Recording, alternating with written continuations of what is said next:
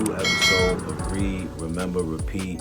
And we kicking this show off, showing some love to Iron Mastery Academy. Shout out Doc Spills and Christopher Terry. They're teaching people how to learn and earn on the go and manage their own finances. It's as simple as matching colors, and you can grow your account. This is needed for the community and definitely for the culture. I said, surround your mind with greatness. Some of it will rub off. This is my office. This is where I start my day. And every day I read something. Form a habit of reading every day. It's about Proctor.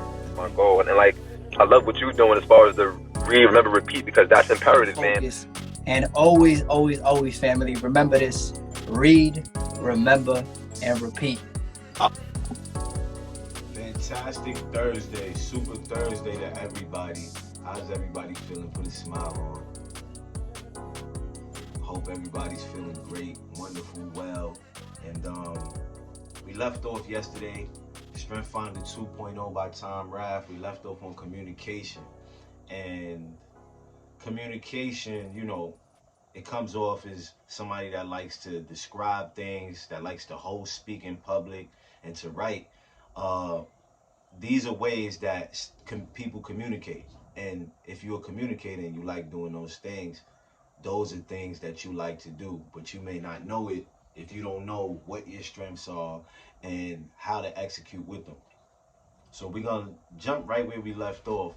And this is where what communication sounds like, right? So Shayla K, general manager of a theme park. Stories of the best way to make my point. Yesterday, I wanted to show my executive committee the impact we can have on our guests. So I shared this story with them. See, she's communicating, she's sharing the story. One of our employees brought her father to the flag raising ceremony we have for Veterans Day here at the theme park. He was disabled during World War II, and he now has a rare form of cancer, and he had a lot of surgery. He's dying. At the start of the ceremony, one of our employees said to the group, "This man is a World War II veteran. Can we give him a hand?" Everybody cheered, and his daughter started crying. Her dad took off his hat.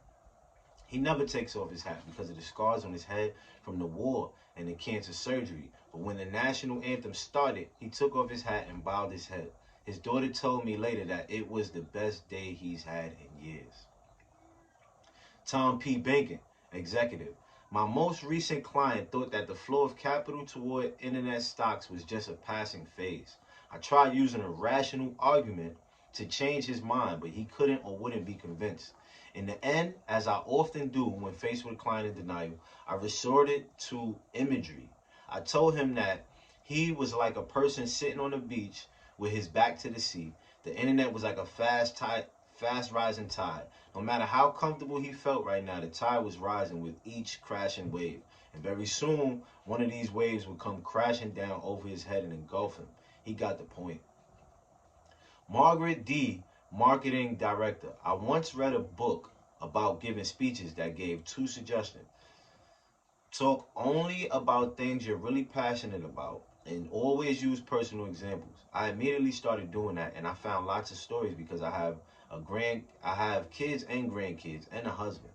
I build my stories around my personal experiences because everyone can relate to them. Ideas for action. 1. You will always do well in roles that require you to capture people's attention. Think about a career in teaching, sales, marketing, ministry, or the media. Your communication talents are likely to flourish in these areas. 2. Start a collection of stories or phrases that resonate with you. For example, cut out magazine articles that move you or write down powerful word combinations. Practice telling these stories or saying these words out loud by yourself. Listen to yourself actually saying the words. Refine. 3. When you are presenting, pay close attention to your audience. Watch their reactions to each part of your presentation. You will notice that some parts are especially engaging. Afterwards, take time to identify the moments that particularly caught the audience's attention. Draft your next presentation around these highlights.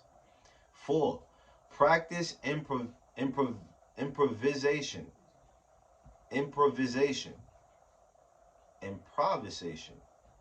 Improvisation. Practice improvisation has a certain appeal, but in general, an audience will respond best to a presenter who knows where he or she is headed. Counterintuitively, the more prepared you are, the more natural your improvisations will appear. 5. Identify your most beneficial sounding boards and audiences, the listeners who seem to bring out your best communication. Examine these individuals or groups to learn why you are so good when you speak with them or to them, and look for the same qualities in potential partners and audiences. 6. Keep getting smarter about the words you use. They are a critical currency. Spend them wisely and monitor their impact. 7. Your communication talents can be highly effective when your message has substance. Don't rely on your talents alone. Take your communication to the level of strength by developing your knowledge and expertise in specific areas. 8. You are gifted in fostering dialogue among peers and colleagues. Use your communication talents to summarize the various points in the meeting and to build consensus by helping others see what they have in common. 9. If you enjoy writing, consider publishing your work. If you enjoy public speaking, make a presentation at a professional meeting or convention. In either case, your communication talents will serve to assist you in finding just the right way to frame your ideas and state your purpose. You delight in sharing your thoughts with others, so find the medium that best fits your voice and message. 10. Volunteer for opportunities to present. You can become known as someone who helps people express their thoughts and ambitions in a captivating way. Working with others who have communication. This person finds it easy to carry on a conversation.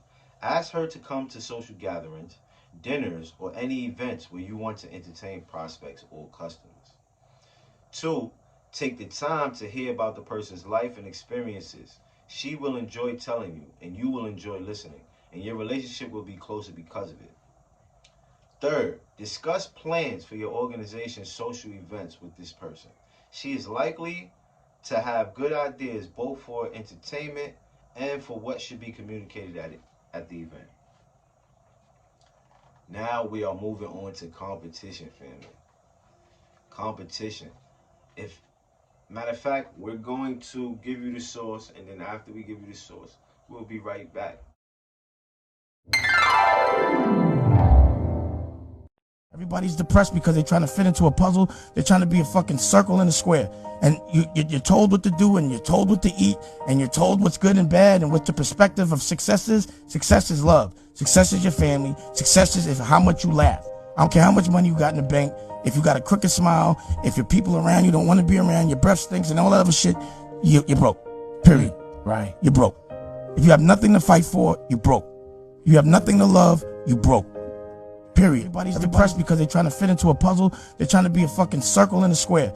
And you're told what to do, and you're told what to eat, and you're told what's good and bad, and what the perspective of success is. Success is love. Success is your family. Success is how much you laugh.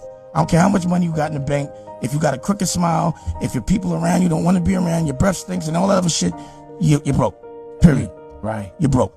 If you have nothing to fight for, you're broke. You have nothing to love, you broke. Period. Everybody's And we are back, family. Competition. Competition is rooted in comparison. When you look at the world, you are instinctively aware of other people's performance. Their performance is the ultimate yardstick.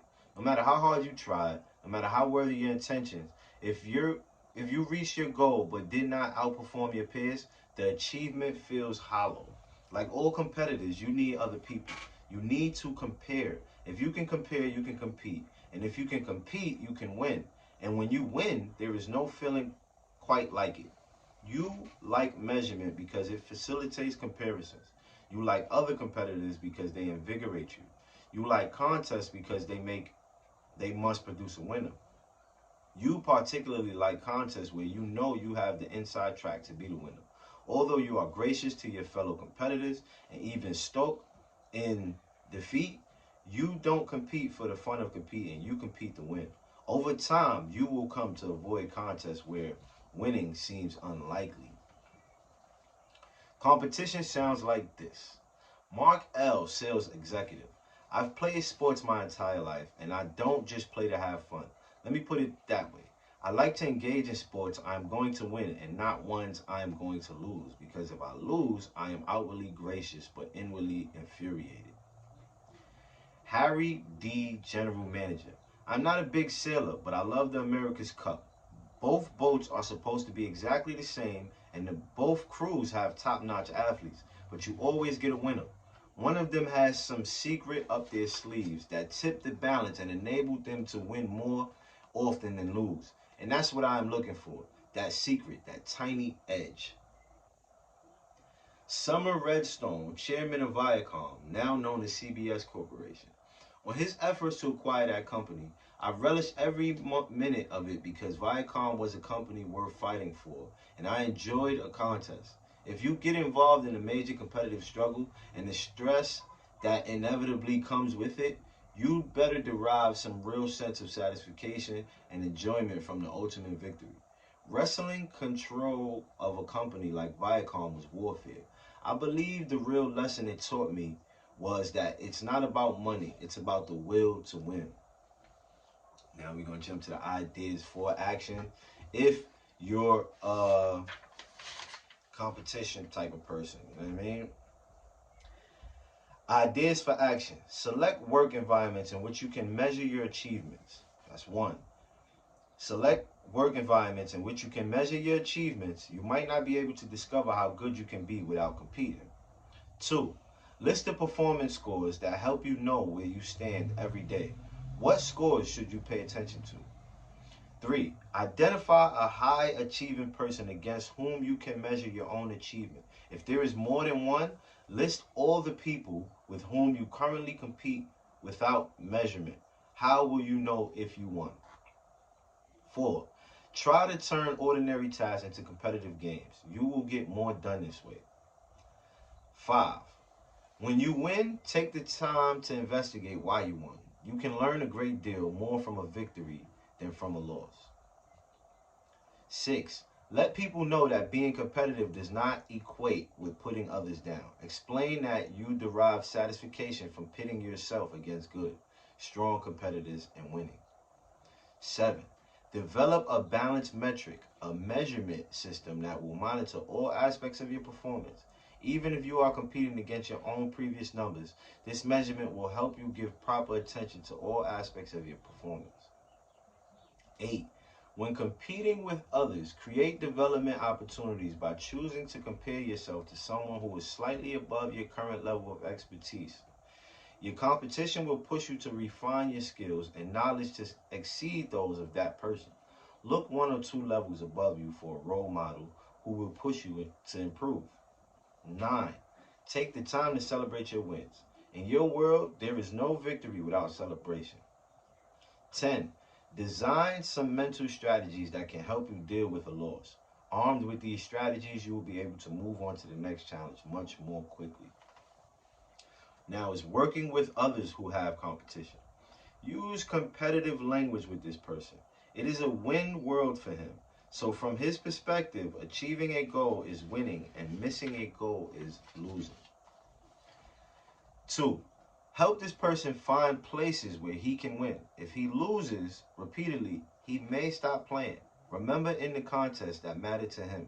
He doesn't compete for the fun of it. He competes to win.